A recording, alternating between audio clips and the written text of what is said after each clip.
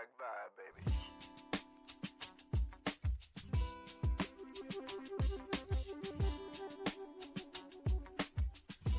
Welcome to the Cup of Joe Show, where we explore the journey of recovery from alcohol and drug addiction. One story, one conversation, and one step at a time. I'm your host, Joe, creating a safe space for honest discussions about the challenges and triumphs of addiction and alcoholism. In each episode, we'll hear inspiring stories and uncover tools that make healing possible. Sobriety is not a one-size-fits-all journey, and you don't have to face it alone. Recovery is possible, and it's worth it. Thank you for joining the Cup of Joe Show. Now let's get started.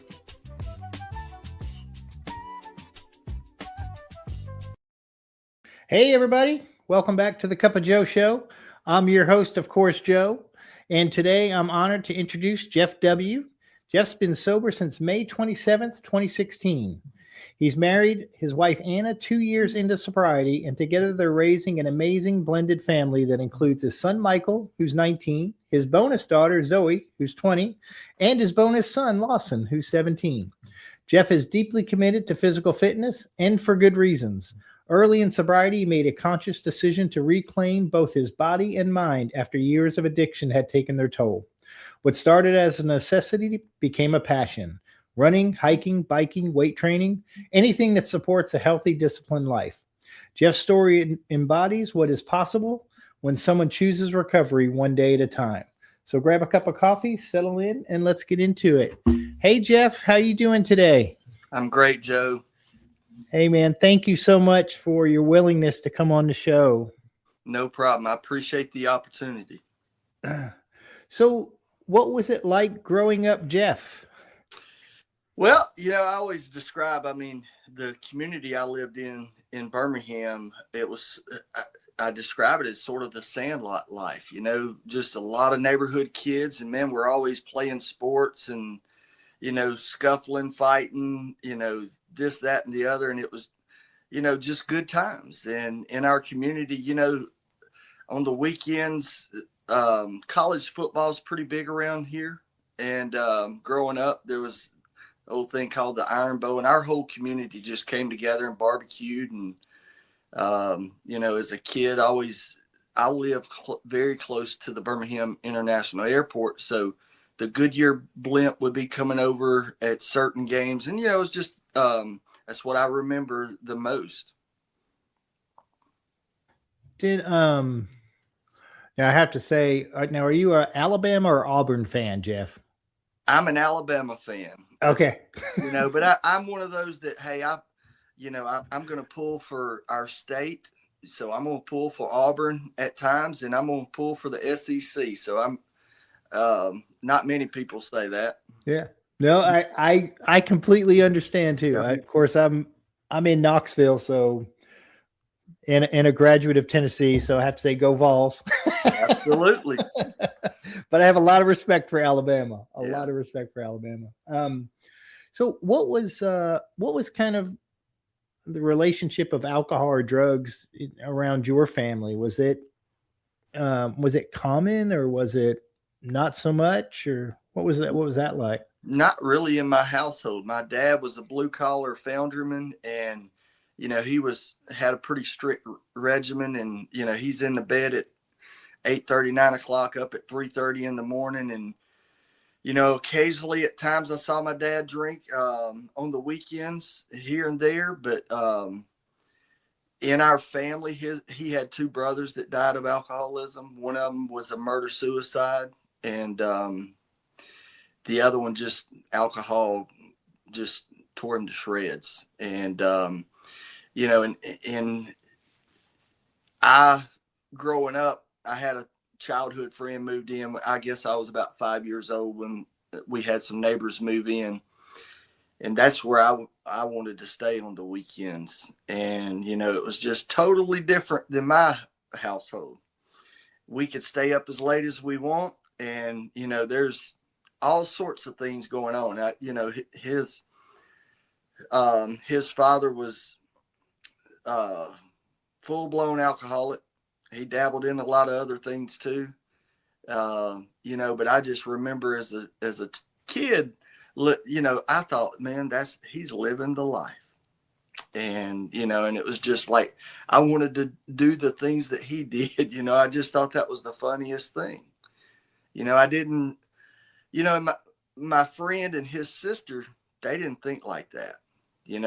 They were put in some real tough situations, and at times my parents had to, help them out. And I didn't see that part of it. I just saw, hey, man, your parents are cool. And, that was my take on it. It's amazing. We kind of don't see the big picture until later on, and I'm sure looking back, you recognize some of this stuff. But do you remember when you first felt the effects of alcohol? Absolutely. I was 12 years old. I was raised in private school up till the 5th grade. Both my brother and sister. I've got a sister 11 years older than me and a brother 5 years older than me. And the airport was going to be expanding. So the last 2 years, we're waiting on the city of Birmingham to purchase our house so we could relocate. And so I talked my parents into letting me go to this public school that was right next to our house. All my neighborhood friends went there, and, it was just, and they decided they would let me. And man, that's where things really took a turn for me. I was introduced to things that I just, in 6th grade, it was just families that, hey, they're selling drugs in the school. Kids are bringing beers to school. And man, I sort of just fell into that. And the first time, alcohol and other substances took effect, that I got into skateboarding, and we're hanging out with these guys, us 12, 13-year-old kids, hanging out with these guys that we thought were, cool. They're 18, 19-year-old hanging out with 12 and 13-year-olds. But there was this one of them had a skateboard ramp at his house, and we were going to camp out. And man, big plans. There's going to be alcohol. There's going to be marijuana. There's going to be all these things. And so our parents agreed to let us stay. They didn't know all of our plans, but, and I had a sponsor. He said, I didn't drink in the 1st grade, but I sure could have used one. And I could really relate to that. I always live with such angst, and just, there's times I'm that egomaniac, and then it's, the inferiority complex. And when alcohol took effect, by one of the speakers I listened to, he said, I lit up like a Christmas tree. Man, I had a psychic change. I had a spiritual experience as a result of that. It was just like all these things in my brain, and that I felt like may fire at times. It was just like everything was flowing. I was a new man, and what I know today is I had an abnormal reaction to alcohol, Yeah, that's fun. That's the way you put that was really like right on. And I always used to say that, alcohol made me powerful and helped me manage my own life, and it really did. Absolutely. Yeah. So how did it progress, like in high school or after? Was it getting where you becoming habitual, so to speak? It did. It was just like every time I had the opportunity from that point forward to drink, I drank. I sort of, all I thought about was, when's the next time I'm going to be able to do this?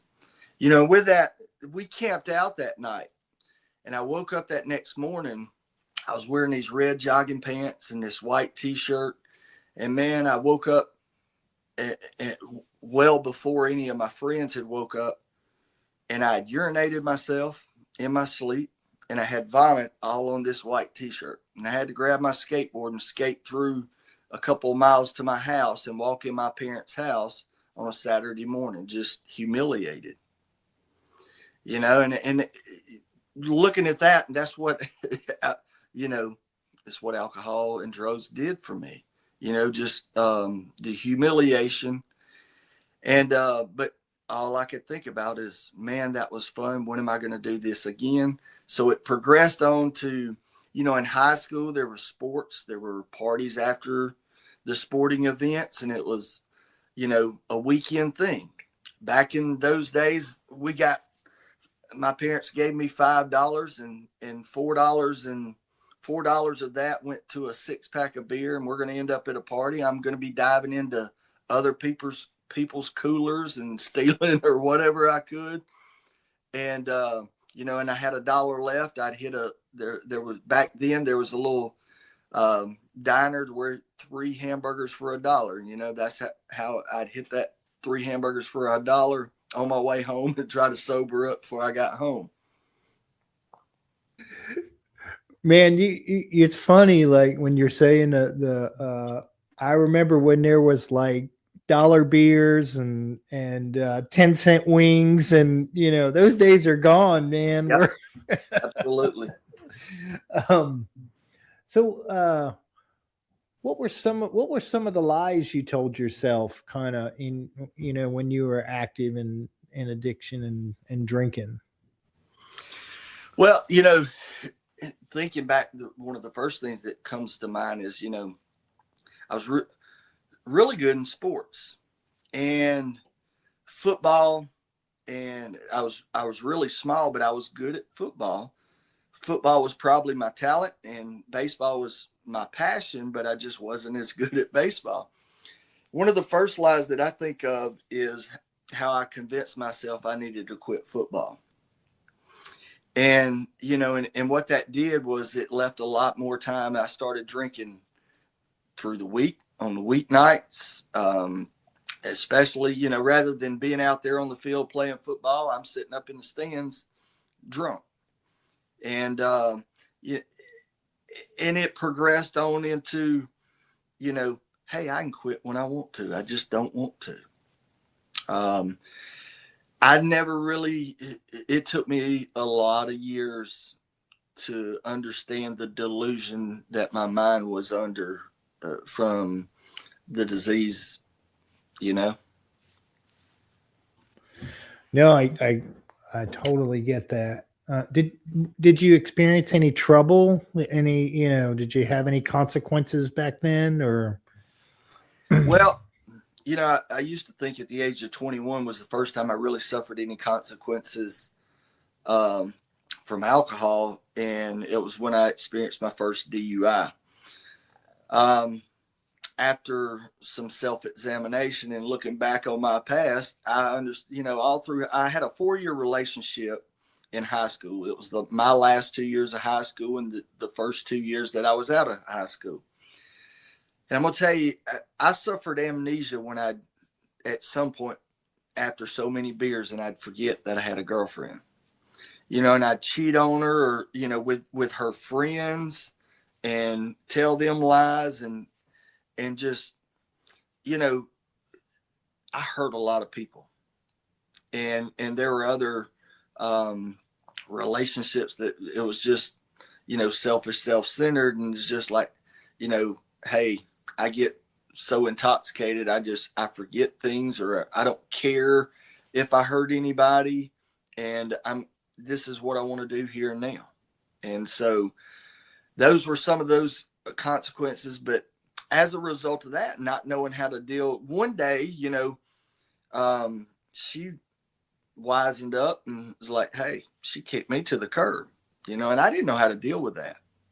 I did it through, you know, trying to blot it out, and through drugs and alcohol. And during this time, it was really just alcohol. And, you know, I was coming home. I was out with some friends in Birmingham, and coming home in a blackout, 5:30 in the morning in Hoover, Alabama. And I come to in the Hoover City Jail on Super Bowl Sunday, 1996. And, you know, I asked them, I said, hey, what am I doing here? And they said, well, you ran over a man on the interstate.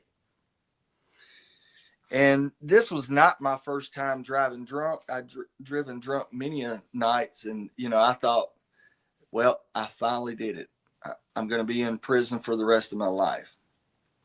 And 24 hours later, when they allowed my family to come pick me up, I found out I did run over a man. He was parked on the side of the interstate and reading his map, heading down to the coast. And I totaled out his vehicle and my vehicle running 80 miles an hour. And that one, as a result of that, I can't remember. I had a dear friend. He become a spiritual mentor to me for the next 18 years, but he was one of those that he pointed me in the direction of recovery. And so as a result of that, I went to my very first meeting. And, I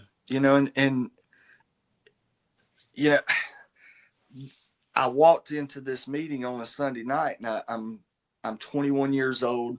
All I can think about is I got this open bar wedding at some really nice country club here in a few weeks. Now's not the time to be quitting drinking. And, I'm beat up black and blue from this car wreck. And, and I always like to share this because it was really something powerful. And I guess I had this guy needs a step one meeting, and so topic was step one, and they went around the room, and I was the last person to share. I was sitting right as you opened. I sat as close to the exit as I could, and so that put me the last one to share. And I said, I said my name and just what I am, and man, I just started bawling, crying. There was something powerful about me uttering those words that I've got a problem with alcohol. And, I remember getting a few numbers, and a couple of nights later, one of those guys reached out to me, and I said, man, I appreciate the call, but, that's just not me. And it was me. I just wasn't ready for it, Yeah, no, I get it. Can I ask what happened with the car accident or with the? So the guy was okay. He did receive medical treatment, but he was not injured that bad. And as a result of that, it was high risk insurance for the next 5 years that, I didn't take any responsibility for. My parents, God love them. They they bailed me out so many times, and I never felt consequences for a lot of the things that I had done, and with good intentions. No, I also had a parent like that who helped me, man, just saved me, and unknowingly probably, saved me from consequences I probably needed. Yeah. But you never know. I think we're here right now as a result of everything we went through, and it was just the way it was supposed to be. It's that. Were there moments when you tried to quit and you realized you couldn't? Yeah, I mean, it wasn't long after that DUI accident, and I was sort of my parents sort of had me on house arrest in a sense. They just, hey, you don't need to go out. And I was just like, hey, I'm going out, but I'm not driving. It was just, I had to get out and have a drink. And, and it was, I justified, well, I'm not driving, so it's okay. And I ended up a few weeks later, I made it to that one of my good friends, very nice wedding in that open bar. And I ended up getting into a fight and getting kicked out, just to a degree, sort of wrecked his wedding. And, those were the things that just continued to happen to me when I'm drinking.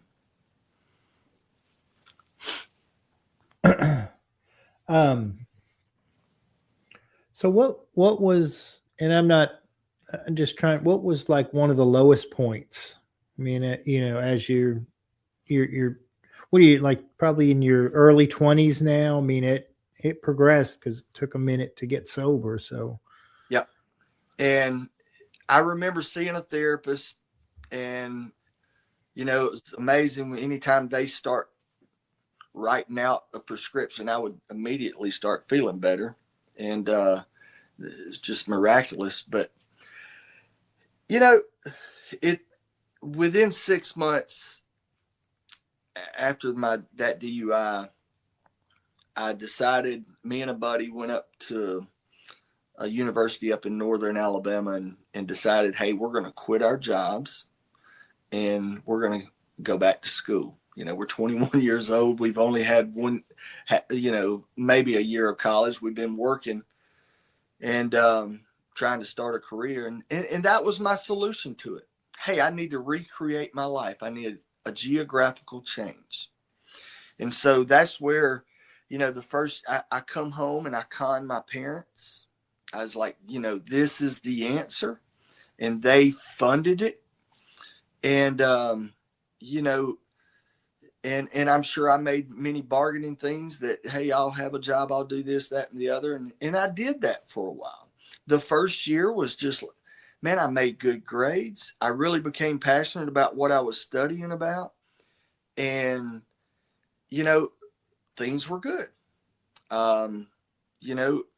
I was still drinking periodically, sometimes mainly just on the weekends. And I got this really good job in a gym and started working at a gym because that was sort of the path I was wanting to take as a career. And I met this girl, and she convinced me, hey, you need to quit the community college. You need to come to the major university over here, and you need to join this fraternity and this, that, and the other. And I was like, okay. And that's what I did. That was another. I would go to my parents, hey, this community college, I want to go this route, and it's going to cost you this much more money. And man, I was just a con man. And, and that's where it's really started going downhill. And I was just surrounded by, it was just the first semester I did really good because it was required in order to get into this fraternity. I had to have a certain GPA. And then it was just the next 2 semesters, man, my academics just went down. And at this point, alcohol had quit working. I mean, no matter what, it was just, it never did work. And I was introduced to other things, and it was just like, hey, I found the old feeling again. And that resulted in me going on to academic probation. And basically at this point, I talked my parents into buying a home up there, and I had roommates and to help pay for the mortgage and all that. And now I'm failed out of school, and I've called my parents, and I landed back in their basement again. And I didn't really realize how bad I was when I came back home, because man, it was just, I had to have a drink every day.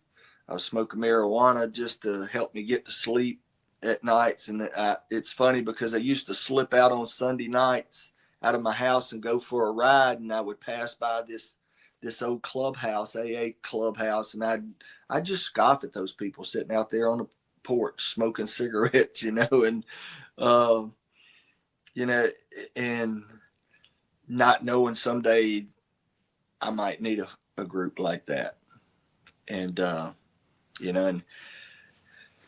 it did get worse. I moved back home, and at this point, my mom dealt with a lot of chronic pains, and she was a walk-in pharmacy.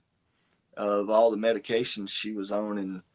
And one day on Christmas Day, my girlfriend had come over. I guess it was about 1999. And I opened the medicine cabinet and I was like, what's Oxycontin?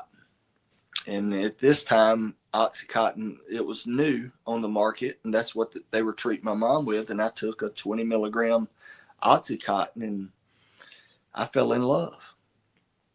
And over a period of time, and it's like I heard one of the best ways I've heard it put, I kept lowering my standards to match my behaviors, and I started, my crowd changed, and I started hanging out with people that were introducing me to other things, and I became a IV drug user. I was whether it be the Oxycontin or a lot of times it really didn't matter, just whatever I could find. And for about 4 years, that's what I did. So what was the turning point for you? Or was it, or I guess the period of time that was a turning point for you, if it's anything like me? Well, and for many years, I kept doing the same old things, geographical change. If I could just meet her, I just need a wife. And I ended up,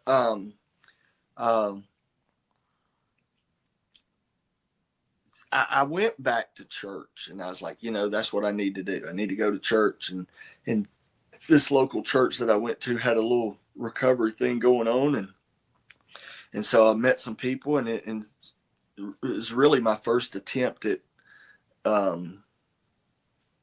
recovery, I would say. And I'm at church one night, and there's this girl, and I'm 27 years old. She's 20, and she's saying, they asked her to open up in prayer and for this event we're at. And I thought, man, that's the one.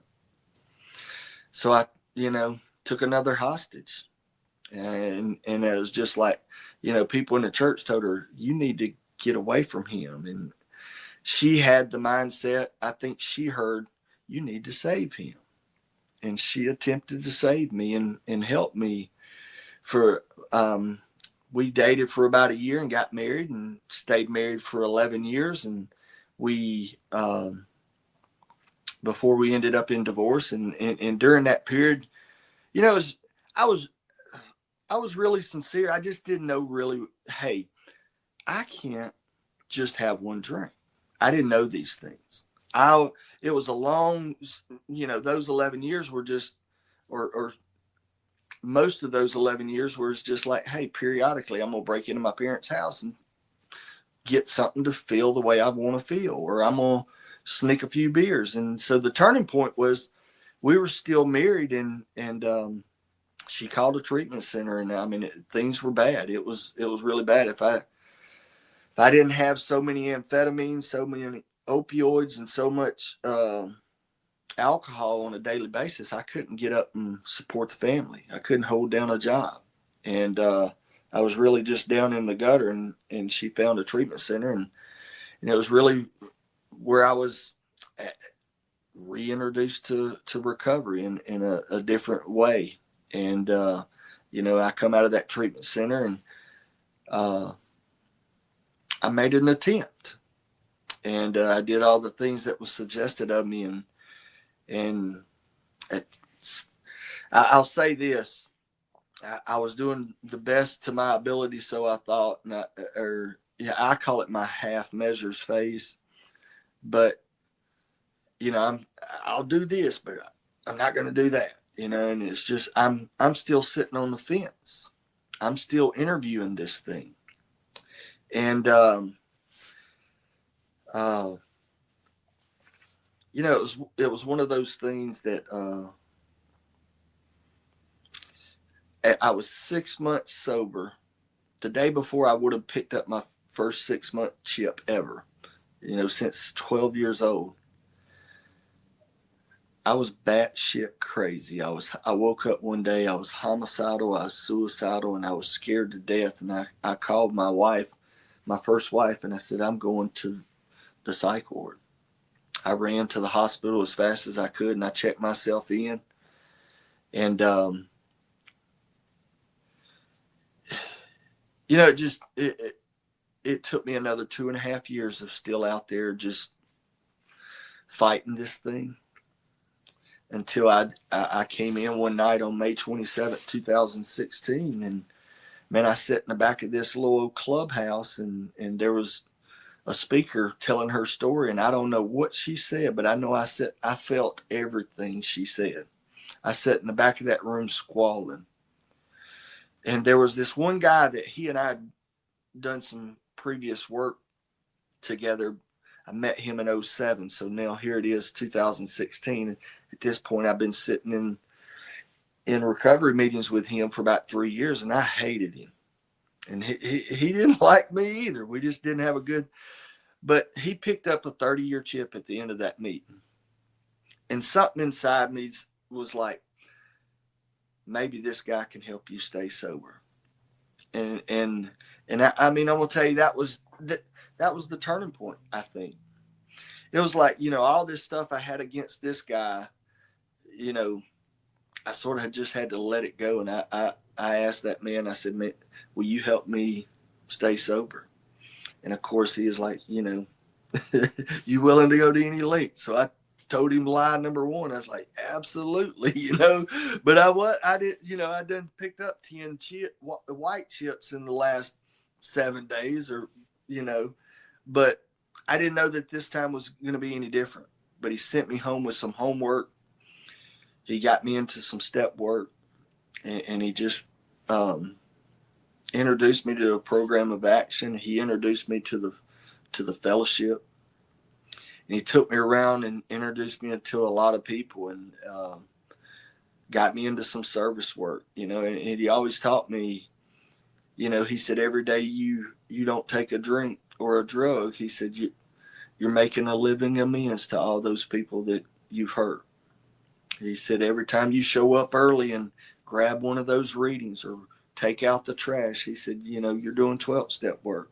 He made me feel a part of, and just no matter how little of a task it was, you know, I felt like I was a part of, and I hadn't felt that in a very long time.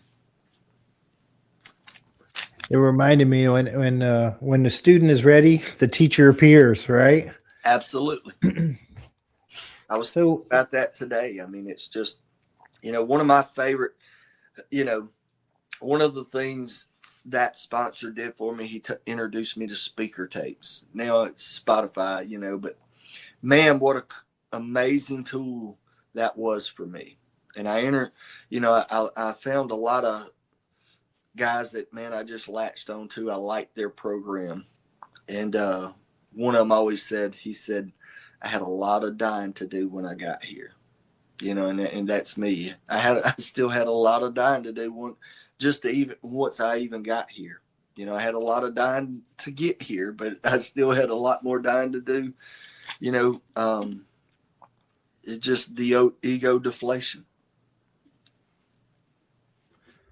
No, and me and you both, speaker tapes they're really powerful, man. They really, that's another thing, another tool that helped me. And I'm glad you brought that up, because that, you know, that's just another way to hear a good message, you know. And I learned a lot from, I don't know if you did the Joe and Charlie tapes, but those were, you know, those were kind of the original speaker tapes, so to speak. They weren't really, but I mean, as far as doing the steps and learning about the big book, and those are powerful.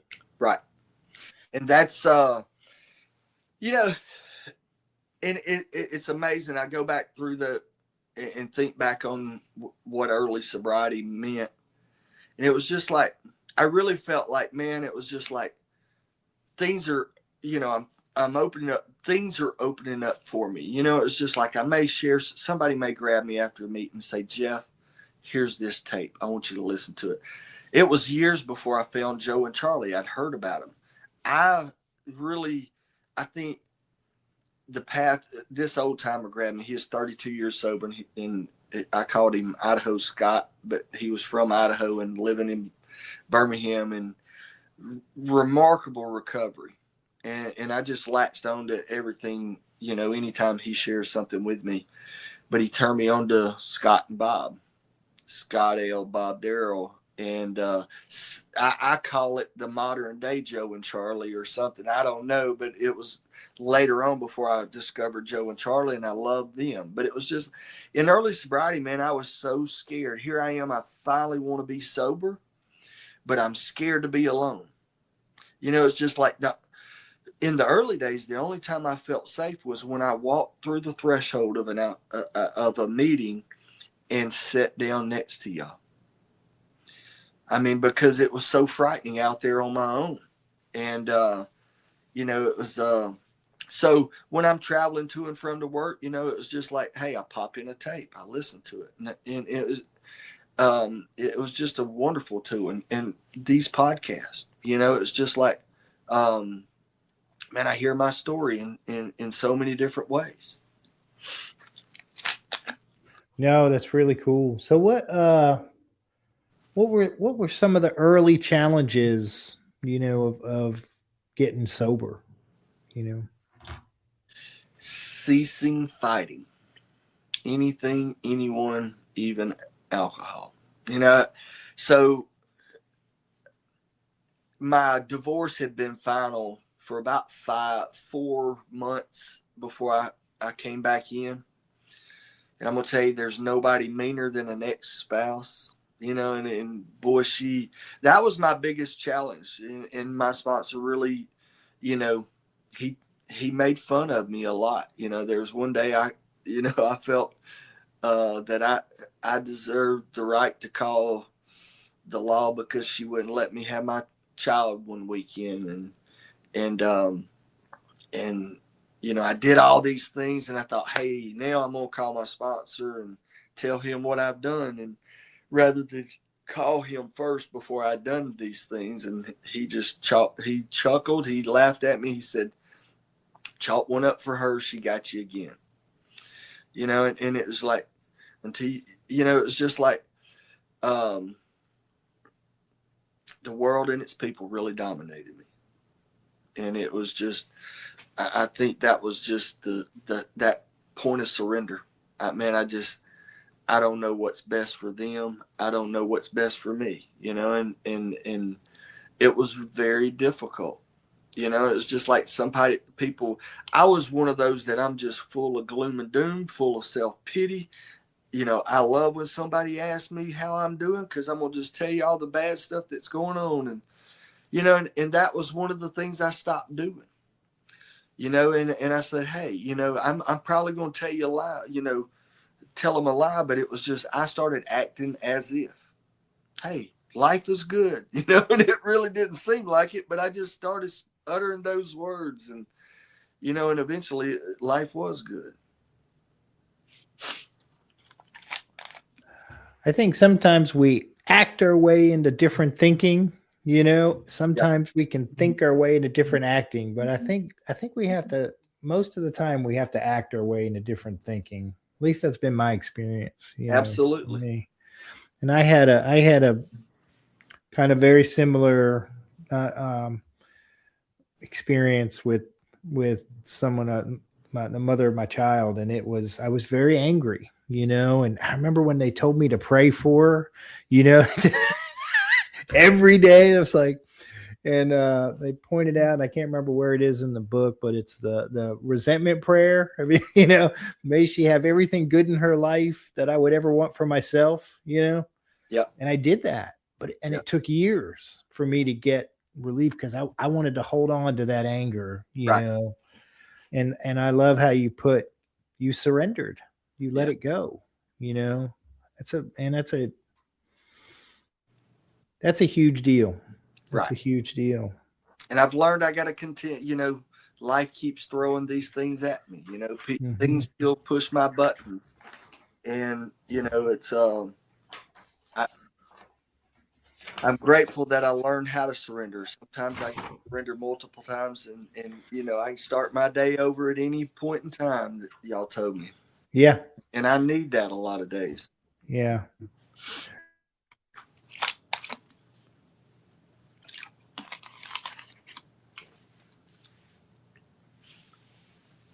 I can't.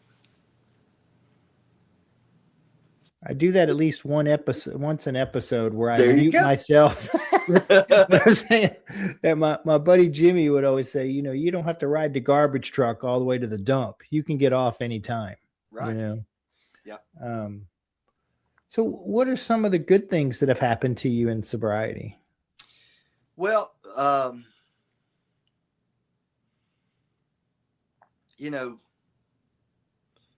there's so many. I was 10 months sober, and only as a result of, me being in a program of recovery, and would I ever say, hey, ask my mother to take her to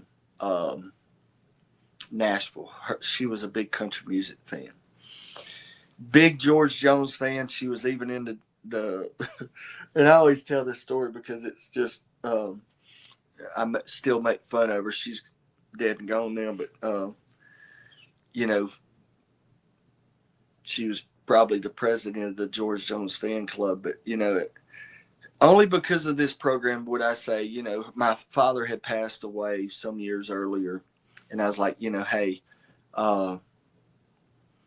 look, me and my son are going to take you to Nashville and let you spend the weekend. We'll take you out.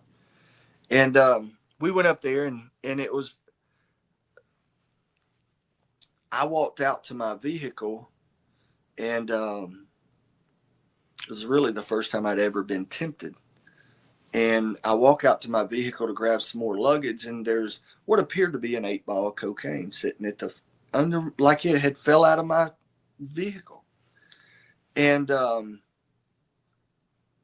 I turned away and just walked away from it and went on inside and did what I needed to do. The next morning I woke up and went and attended a meeting, and I come back and I couldn't get my mother to answer the door.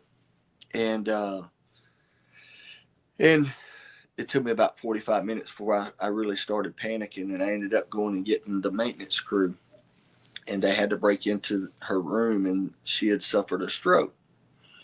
And man, I was just flooded with just wished I'd have done this, wished I'd have done that. It was just so many things came to mind, but not once did I ever think about taking a drink.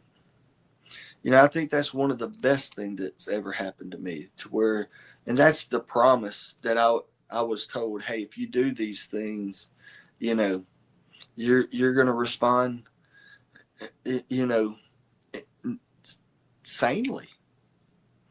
And, but it just goes on. It's just like so many more things, the restoration of mine and my son's relationship.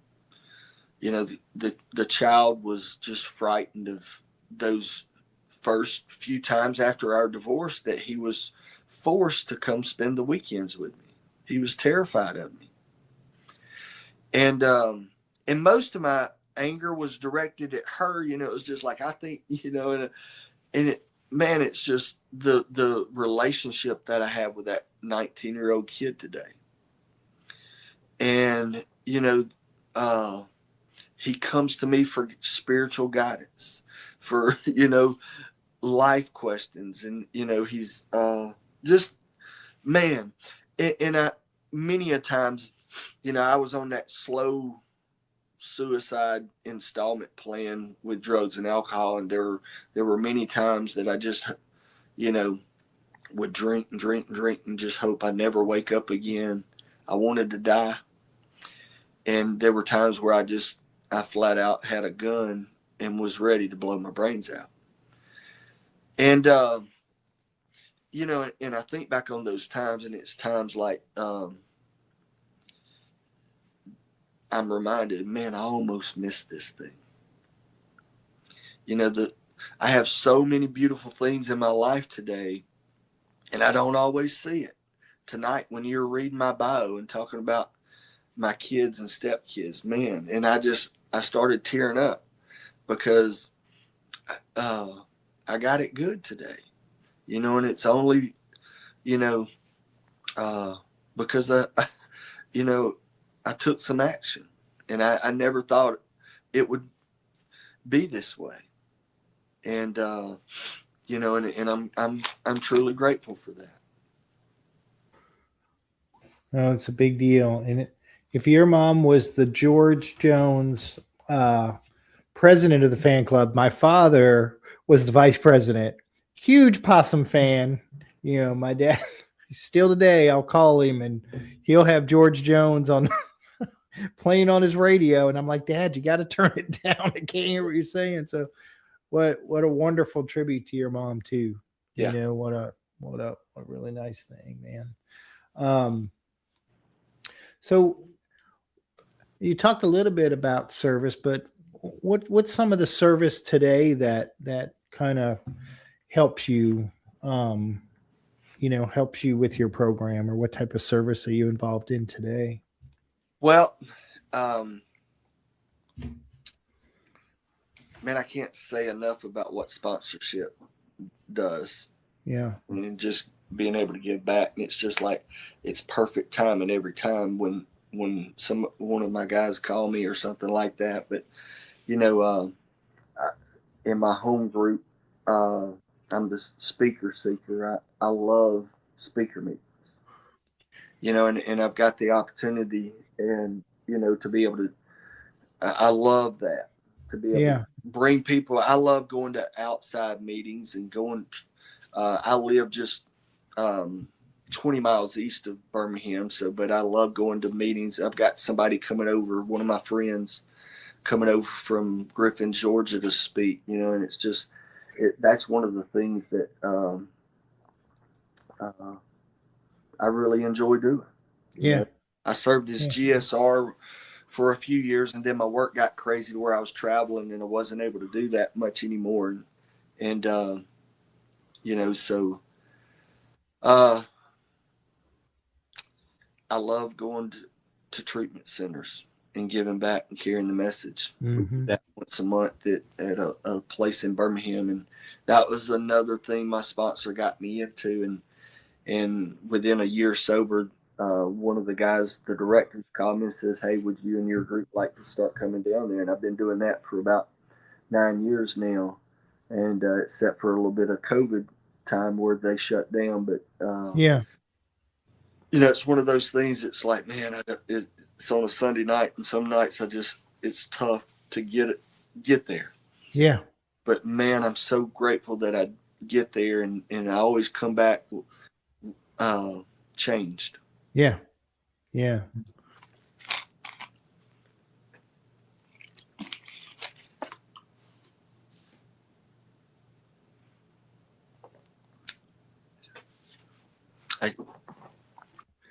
Once again, I did it again, Jeff. I did it again.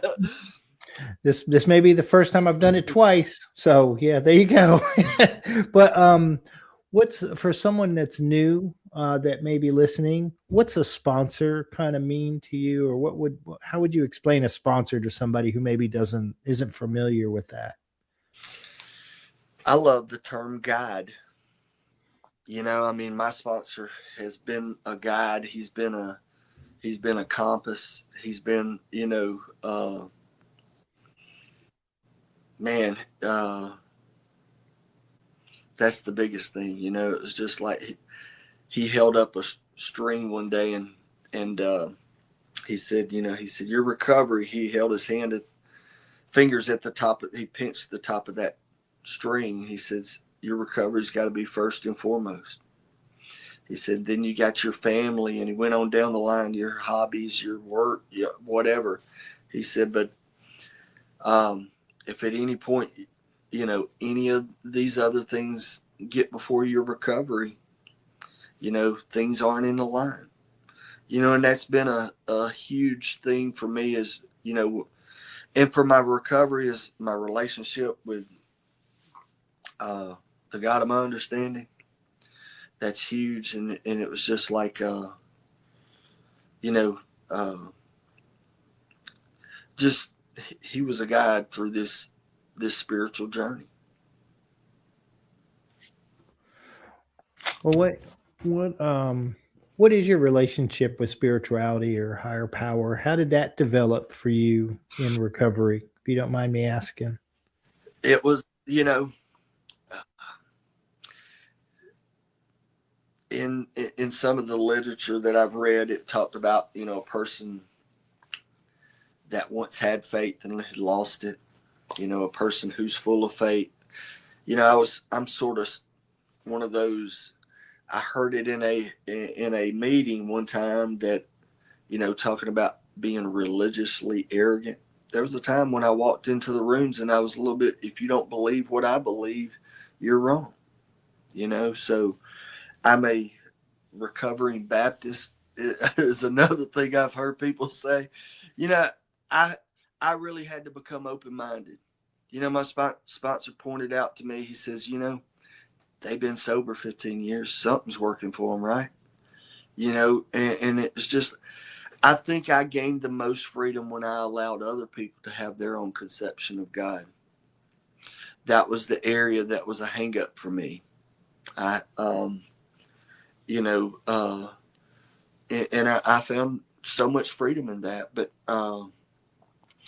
it's just, I learned practical applications in recovery of how, it was just like, hey, rolling out of bed and asking God to help me stay sober today. And if I stayed sober, to thank him at the end of the night. And I've learned so many other prayers you guys have taught me. I did those 14 days for my ex-wife many a times. The amazing thing is I never made it to 14 days. It was gone somewhere at 6 days or whatever. And it's just, it's the evidence when I do these things, and the evidence that I get the results. And that's just, it was frightening to take some of these steps of faith. And, but I saw remarkable things happen, and it's just like, hey, I want more of that. Yeah. Yeah, the proof is in the pudding. That's what my old sponsor used to say. Proof is in the pudding. What what's one of your favorite recovery tools? Like what's kind of your go-to? I'm gonna have to go to speaker tapes and podcasts. I mean, and I refer to I love reading. I love reading some of the old literature, and some of the old stuff. And it's just, but I would say my go-to is the speaker tapes. There's so many that I listen to, and it's just like, hey, if I'm dealing with something, I know, hey, I can go over here and listen to this, and and somehow hear what I need to hear. I love being in meetings. My sponsor always used the phrase when I was going through something tough. He'd be like, Jeff, as long as you put yourself in God's world, everything's going to be okay. And my perception of that was, get your butt to a meeting. And it's just like, man, I hunker down and I become open-minded, and I learn how to listen here. And it's just like, I hear what I need to hear. It may get me through 5 minutes.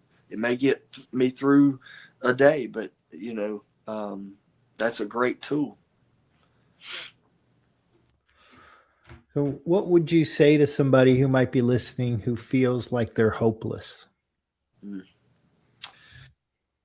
going to rob another one of my sponsors' phrase. He says, Jeff, because I started sponsoring guys and they would drink, relapse, whatever. And he was like, Jeff, as long as they're breathing, there's hope. And I firmly believe that. I've been in some of the darkest places, they were very dark to me, and it's just like, I love the phrase, oh, how dark it is before the dawn. It's just like, I've hit some major bottoms, but the only thing I did right was just keep coming back, keep showing up. And, again, just so many things because, man, I almost missed this thing, but it's just, it goes back to fate. Uh, what seemed like a flimsy reed, I couldn't understand how what you guys what they were suggesting is going to work for me. I didn't see how that was a solution, but it was just like Bob D shares something. He said, you can have this belief or this hope that that guy can push that wheelbarrow across that tightrope across the Grand Canyon. But if you trust, you'll jump in the wheelbarrow. And that's the place I had to get into. Contempt prior to investigation. That was the nicest way anybody ever told me to shut my mouth until you try. And it was just like that. That's that's a that's the way I feel. It's just like, man, I needed to shut my mouth and just try. And one guy by the name of Blind Jim, he's dead now, but man, he used to speak internationally, and he said he used to come to Birmingham, and I become close to him, and he grabbed me, hugged me one night. He said, Jeff, this program doesn't come to those that need it and want it. It comes to those that do it. And when I started doing what y'all were doing, my life changed. Yeah, true story, Jeff. Well said, man. Is there anything you wanted to talk about that we haven't? Not not that I can think of. It's just nothing really comes to mind. Again, thank you for what you do. It's things like this that have,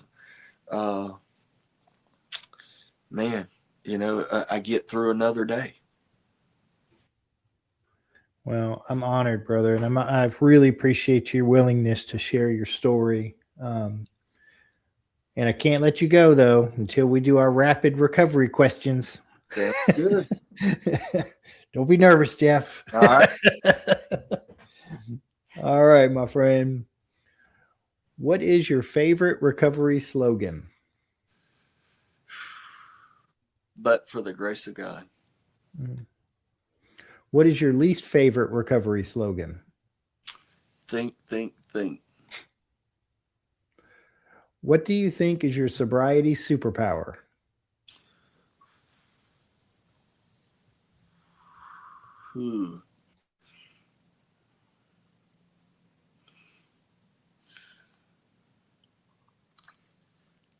Language of the heart.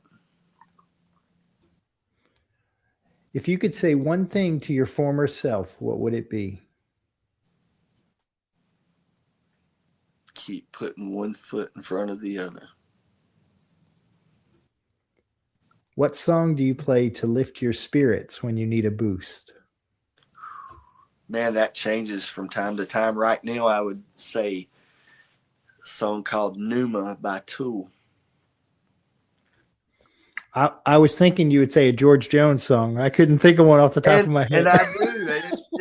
It's in my music, my Spotify. I do. And I'm going to tell you, when I need a good cry, I'm going to go to Who's Gonna Fill Their Shoes. Oh, man. Nice one. What song do you, sorry. If you could grant yourself one wish to help with your recovery, what would it be?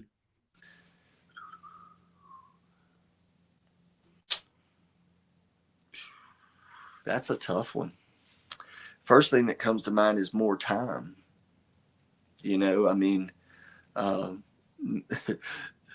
Just to be able to stop the world sometimes and do more. What step do you love the most? 10. What step do you love the least?